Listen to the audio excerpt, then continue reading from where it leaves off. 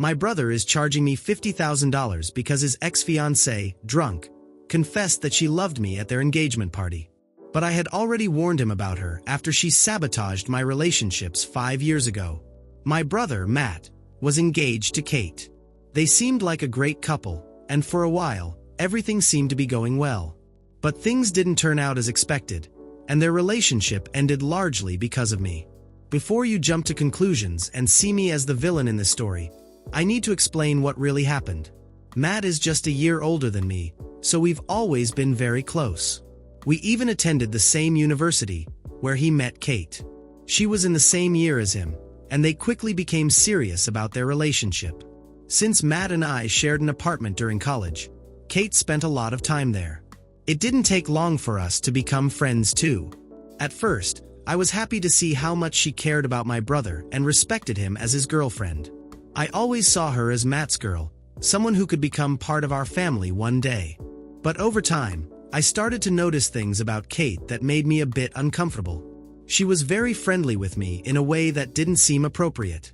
At first, I thought it was just her way of trying to get along with me as a future sister-in-law. After all, she spent so much time at our apartment that it made sense for her to want a good relationship with me too. But several of my ex-girlfriends mentioned Kate in our conversations. They told me that they felt uncomfortable when they came to see me and Kate was present. According to them, Kate acted possessively toward me, asking a lot of questions, which didn't make sense since she was with Matt, not me. I didn't pay much attention to these comments, thinking they were exaggerating or just things exes say. But as more people talked about it, I realized there might be some truth to what they were saying. Once, I was dating a girl in college, and things were going well. I really liked her, but out of nowhere, she broke up with me. I was completely confused, not understanding what went wrong. I eventually found out that Kate was the reason for our breakup. Apparently, whenever I brought Sarah to our apartment, Kate would belittle her, put her down, and even talk badly about her behind her back. Sarah told me that Kate made her feel small and unwanted, like she didn't belong in my life. And that wasn't all. Kate even lied to Sarah, telling her I was being unfaithful. That was completely false. The worst part was that Sarah believed her without even talking to me first. It hurt to know that Kate had sabotaged my relationship on purpose. When I confronted her, she admitted that she had lied. But instead of showing remorse, she justified her actions. She said she didn't think Sarah was the right person for me and that she was trying to protect me from a relationship she thought wasn't good enough. She tried to make it seem like she was doing me a favor, but that's not how I felt. Honestly, I felt invaded, like she had crossed a line. Unfortunately, this wasn't an isolated incident. There was another time I was dating a girl, Emily, and things were getting serious. For Christmas, I decided to bring her home for the first time to officially meet my parents. Matt also brought Kate, as always. I had high expectations for that Christmas, thinking it would be a great opportunity for Emily to bond with my family. Instead, it turned into a nightmare. Kate made Emily feel completely unwelcome from the start. She deliberately excluded her from family activities, making her feel like a stranger, while pretending not to notice.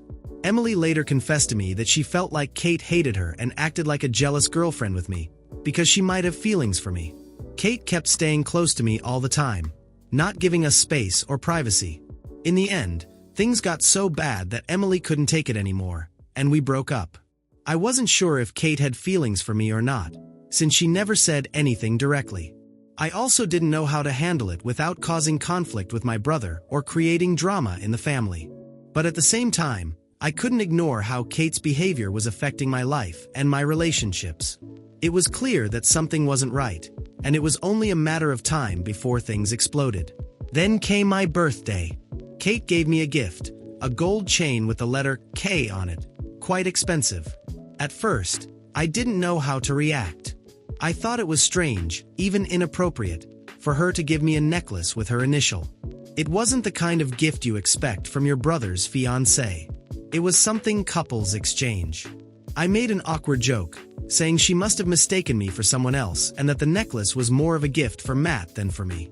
But Kate turned red with embarrassment and said that she had ordered the necklace especially for me, that she wanted me to wear it so that the girls on the street wouldn't hit on me.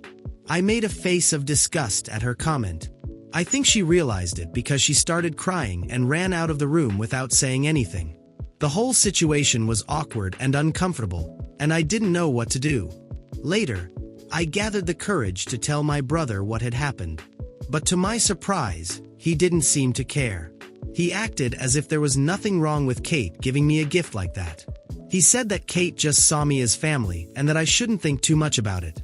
When I talked about all the incidents and Kate's strange behavior in the past, my brother said she was just a protective person and that her behavior didn't mean anything. After that incident, I made a conscious effort to distance myself from Kate. I remained polite and respectful when I was around her, but I avoided being alone with her or interacting more than necessary. I thought that by creating this space, I could set clear boundaries, and she would eventually leave me alone. When my brother and Kate graduated, I thought I wouldn't have to interact with her so much anymore. But that didn't happen. Kate started calling and texting me almost every day. Even when I ignored her calls or gave minimal responses, she didn't get the hint. That's when Daisy came into my life. I met her at a party through mutual friends, and from the moment we started talking, I knew there was something special about her.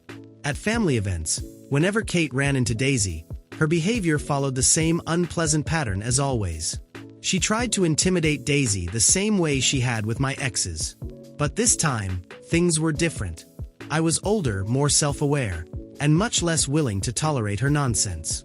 Every time Kate crossed the line, I defended Daisy and firmly told her to stop. I also need to acknowledge that Daisy didn't need my protection. She's strong, confident, and doesn't tolerate disrespect. There was one incident in particular that stood out to me. Knowing Daisy was allergic to seafood, Kate purposely chose a seafood restaurant for our family dinner. Clearly, she wanted Daisy to feel excluded and humiliated. When I realized what was going on, I refused to go to the dinner. Daisy didn't stay silent either and spoke up in front of everyone, saying Kate had purposely chosen a restaurant where she couldn't eat. At that point, Kate tried to play innocent, saying she didn't know Daisy's allergy was that serious. When that didn't work, she resorted to rudeness, mocking Daisy and saying that only weak people have allergies. She even accused Daisy of pretending to get attention. That was the breaking point. My parents confronted Kate for saying something so ridiculous. I also demanded that she apologize to Daisy. Kate seemed furious with me for defending her, as if she expected me not to support my own girlfriend. In the end, she gave a lame, insincere apology.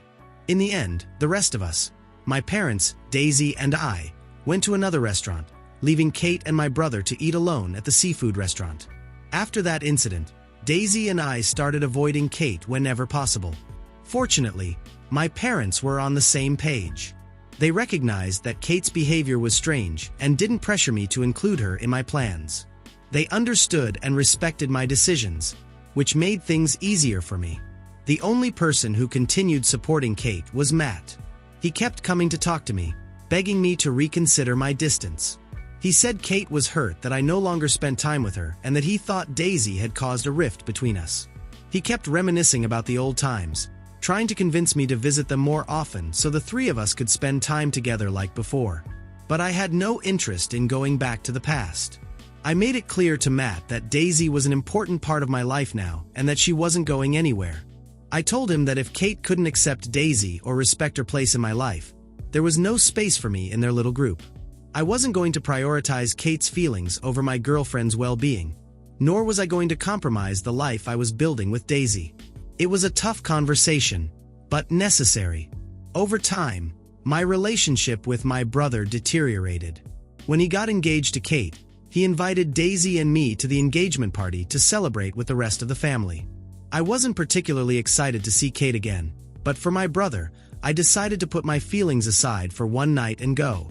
What I didn't know was that that night would turn into a disaster none of us would ever forget. From the moment we arrived, it was clear that Kate couldn't stop staring at me. She came up to me and gave me an awkward, lingering hug that left me feeling terrible. I noticed she had been drinking heavily all night, talking loudly, and constantly keeping her eye on me. She couldn't stop flirting with me, touching my arm unnecessarily, and making inappropriate jokes.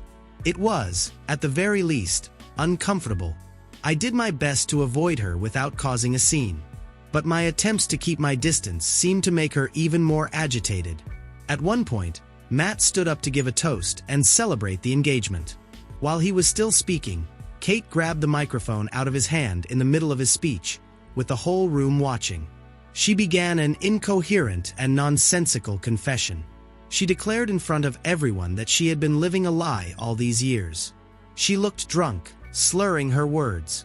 She admitted in front of our family and friends that she had always been in love with me, not Matt. My brother's face went pale. But, to be honest, it wasn't as if she surprised anyone. Well, maybe my brother. Oblivious to the chaos she was causing, Kate continued with her drunken confession. She said that she had tolerated being with Matt all those years because it was the only way to be close to me. She even admitted how jealous she was of Daisy since she was the reason I had stopped spending time with her. Then, to everyone's disbelief, she begged me to leave Daisy. She said she wanted us to run away together and live happily as a couple. She seemed desperate, as if she were trapped in her marriage, and this was her last chance. Thankfully, Kate's sister, who was also at the party, quickly intervened, took the microphone from Kate, and tried to calm the situation. But Kate wasn't finished. She kept crying and yelling while her sister dragged her out of the room, saying things like, "You are the love of my life. Don't let her take you away from me." I didn't know where to hide, nor what to say. My brother stood there, completely devastated. He was horrified and embarrassed by what had happened. The consequences of that incident were disastrous. Matt immediately broke off the engagement and severed all ties with Kate, refusing to have any contact with her after that night. Although I fully supported his decision to break up with Kate, I didn't foresee him cutting me off as well. No matter how much I tried to contact him afterward, Matt refused to speak to me. He avoided my calls, ignored my messages, and didn't respond even when our parents tried to intervene. He stopped attending family events, rarely spoke to anyone, and didn't give us any updates about his life. Over the last 5 years, he barely had any contact with any of us. Even when I got married, on the most important day of my life, he didn't show up, even though he was invited. Sometimes, my parents received some news about him, but that's it. None of us really understood why he cut us off like that. It wasn't like I was to blame for what Kate did. I even tried to warn him the whole time. So, when my phone rang this week and I saw Matt's name on the screen, it was the strangest thing that's happened to me in a long time. When I answered, the first moments were awkward. We hadn't spoken in so long that it was hard to know where to start. But I was happy that my brother had finally reached out. I missed him more than I realized. Matt told me he was doing well, and finally shared the real reason for the call. He was getting married in a few months. I was happy for him. After everything that had happened, I congratulated him and said I was glad to hear the news. Curious, I asked if he was planning to invite our parents, Daisy, and me to the wedding. It had been so long since we were all together, and I thought this might be the perfect opportunity to have him back in the family. Matt confirmed that he was inviting us but added something I didn't expect. He said very directly that although I was invited to the wedding, I couldn't come empty-handed. At first, I thought he was joking about wedding gifts. But then he said, "You owe me $50,000 as a wedding gift." For a moment, I thought he was still joking. But he wasn't saying it in a joking tone. I asked him to explain, to clarify if I had misunderstood. But Matt insisted. He said that this was something I owed him after breaking his trust years ago. He insisted that paying that money was the only way to fix our relationship. What trust had I broken? How had I wronged him? Then Matt mentioned Kate.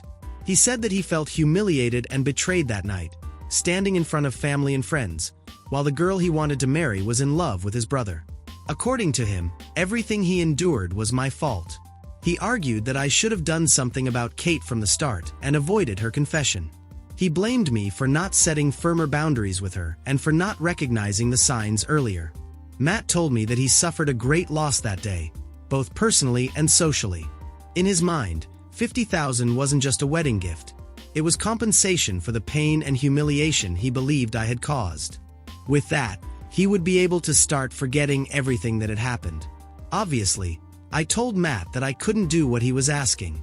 I told him he was crazy to think I would give him that amount. But he insisted, saying he would give me a few days to reconsider. He hinted that if I didn't give him the money, our relationship would be broken forever. My wife thinks my brother has gone mad, but some of my cousins are on Matt's side. They think I should at least consider the possibility of giving him something, since he's been through a lot because of me. So, guys, what do you think? My parents are as shocked as I am by Matt's demand. When I told them what he had said, they couldn't believe that after all these years, Matt had reached out just to ask me for $50,000. They're outraged on my behalf, especially since they know everything we went through with Kate because of Daisy. My parents are firmly on my side. We're planning to have a serious conversation with Matt to resolve these issues once and for all. The goal is to understand what's really going on with him and what his intentions are. We want to know if this demand for $50,000 is really what he thinks will fix things between us, or if there's something deeper fueling his resentment. I also hope that this conversation will give Matt the opportunity to see things from my perspective. I want him to understand that I was never the cause of what happened between him and Kate, and that blaming me is not the solution to his pain. For everyone wondering if I flirted with Kate or somehow encouraged anything, I want to make it absolutely clear that I never, ever felt attracted to her. From the very beginning, I treated her with respect because she was important to Matt. Any feelings she developed for me were her responsibility. I never gave her any reason to think I felt anything beyond platonic respect. Even when I realized she might be interested in me, the first thing I did was distance myself for Matt's sake. Kate repeatedly crossed boundaries. Even when I tried to distance myself, she pushed several of my ex-girlfriends away, lying to them, harassing them, and being controlling. She became jealous and resentful when Daisy entered my life and began mistreating her whenever she could. Matt was also aware of her behavior. He saw how uncomfortable she made me feel and how hostile she was towards Daisy and my ex-girlfriends, but he never talked to Kate about it. He didn't confront her or take any action to improve the situation. That part also hurts, because I believe deep down he knew what she was doing was wrong but chose to ignore it rather than have a difficult conversation with her. I don't believe Matt didn't know that Kate might have feelings for me. But instead of doing something about it, he swept everything under the rug, hoping it would disappear. Also, what kind of adult woman gets drunk and confesses her feelings for the groom's brother at the engagement party? She had no respect for her relationship with Matt, nor for me or Daisy. I believe that, despite the humiliation, Matt got rid of a big problem with Kate. He should move on with his life now that he has someone new, instead of holding on to the past. It's as if he can't get over it. Honestly, I feel relieved that Matt and Kate are no longer together, because if they were, I think this inappropriate dynamic would have continued indefinitely. And worse, with Matt doing nothing about it. A month has passed since my last update. Last week, after much insistence, my parents, Daisy, and I finally had a face-to-face conversation with Matt. He had made several excuses to avoid meeting with us, but my parents were firm. They insisted that we needed to clear things up and at least try to rebuild what had been lost. The conversation wasn't easy. At first, Matt was defensive. He started by confessing that he had been holding a grudge against me all this time. He admitted that he felt betrayed by Kate's behavior, and that this was a big part of why he pulled away from me. Then, he dropped a bombshell. He started accusing me of having had a secret affair with Kate, implying that maybe there was more to the story than I or Kate had admitted. I told him bluntly that I would never have done something like that. I always respected Matt, and we never had an inappropriate relationship. Daisy also defended me. She said that Matt and Kate's actions had hurt the whole family, not just him, and that we had all been affected by her behavior. She reminded Matt of all the times he chose to side with Kate instead of me, despite her toxic behavior, and said that he should have seen this coming much earlier than I did. Daisy told him directly that what he was doing to me was emotional manipulation, and that he shouldn't punish me for what happened, as I was also a victim, just like him. She told him that he needed to let go of the past. At least that made Matt stop to listen. I also told him that I had tried to contact him over the years. I explained that we could have talked about these things a long time ago. I wasn't the one who pulled away. It was him who closed the door on us without any explanation. It was then that Matt told me he had been too embarrassed to face me back then. He said everything had been so overwhelming for him that he thought cutting ties was the best decision for his mental health. Although I understood his need for space at the time, I still couldn't understand why, after all these years, he was asking me for money. Then, Matt confessed the real reason. The $50,000 he was asking for was the amount of money he had spent on Kate over the years. Trips, gifts, all the expenses related to their relationship. He felt that, since Kate had fallen in love with me and I was the reason for their breakup, I somehow owed him that money as compensation. It was as if he was trying to justify this absurd situation, saying I should pay. I sat there in complete disbelief while Matt continued justifying his ridiculous demand. I told him directly that he was just looking for ways to vent his anger on me. His focus should be on Kate, the person who made those decisions and caused all the pain, not on me. If he wanted compensation, he should have asked her for the money, not me. I wasn't the one who acted inappropriately. I wasn't the one who lied or crossed boundaries. Kate was the one who caused the problem, and yet somehow, I was being blamed for it. I felt like Matt was desperately looking for excuses to blame anyone but the person who actually hurt him. My mother couldn't hold back either. She told Matt he was completely wrong in asking me for money and that he needed to stop acting like a madman. My father agreed with her. It was then that my brother turned against my parents and started accusing them of always favoring me. You should stay out of this. You always support him, no matter what happens, my brother shouted. Kate left me for him, and you're still on his side. It's clear he's the golden child. My parents, clearly shocked by his reaction, tried to calm him down. My father spoke first. Matt, this isn't true. We've always loved you both equally, supported you in everything. We've never taken sides and never will, you know that. But asking your brother for money isn't going to fix things between you, especially when he hasn't done anything wrong to you. But Matt didn't care about any of that. He announced that if I wasn't willing to pay, he had nothing more to say to me. He also informed my parents that, since they had chosen to stay on my side, they were dead to him too. Lastly, he threw one final comment. I blame you for Kate leaving me, and I'll keep blaming you. I'll never speak to any of you again. I won't let you meet my wife, or my future children. You're all dead to me from today. Then, he stormed out angrily. My parents tried calling him, but it was useless. Since then, Matt hasn't reached out to us. I tried to communicate with him, but it seems he has now blocked me. 4 months have passed since Matt stopped speaking to us, and at this point, I've given up trying to reach him. I won't lie, at first it was difficult. I kept wondering if I could have said something different or if there was something more I could have done to save our relationship. But, after all this time, I no longer feel that guilt. I've accepted that I can't change what happened, and I can't force anyone to talk to me if they don't want to. As for my parents, of course, they miss Matt. They love him, but they've accepted his decision. If he decides to reach out, they'll be there for him.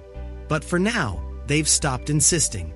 I've received some direct messages over these months from people asking if maybe Matt was trying to make me pay for his wedding expenses instead of it being about Kate. Honestly, I'm not sure what Matt's true intentions were. If he really needed financial help for the wedding or any other situation, I might have considered talking and seeing if there was a way I could help. But that wasn't the case. He made it clear that it was about me and how I supposedly owed him something because of what happened with Kate. He felt I was responsible for his suffering and the end of his relationship, and that I needed to compensate him for the emotional damage he believed I caused. This is something I just can't understand. In the end, the money wasn't the issue. It was misplaced anger and Matt's complete lack of understanding of what really happened. I don't think he was thinking clearly, and I had to accept that I can't change his opinion in any way. Daisy and I are doing very well. I'm grateful every day to have such a strong woman by my side. She's currently pregnant, and we're excited to become parents soon. Here's a little update on Matt's wedding. Or perhaps, it's better to say, the non-wedding. Yes, it didn't happen, and the reason makes a lot of sense.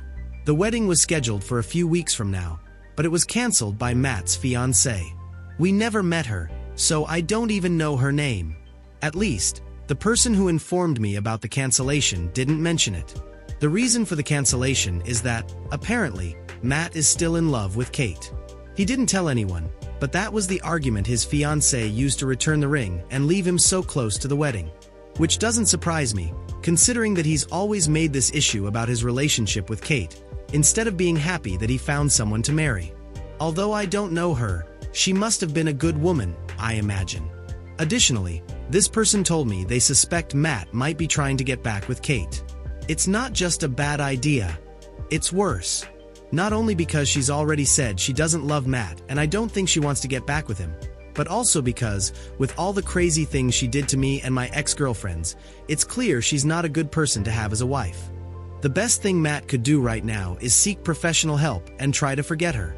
But he's made it clear that he doesn't want us in his life, so we won't intervene. I also don't think I'll make a new update about my brother, even though I've seen a lot of people say that and then change their minds. But my logic is that I don't think he deserves any more time from anyone, not even me.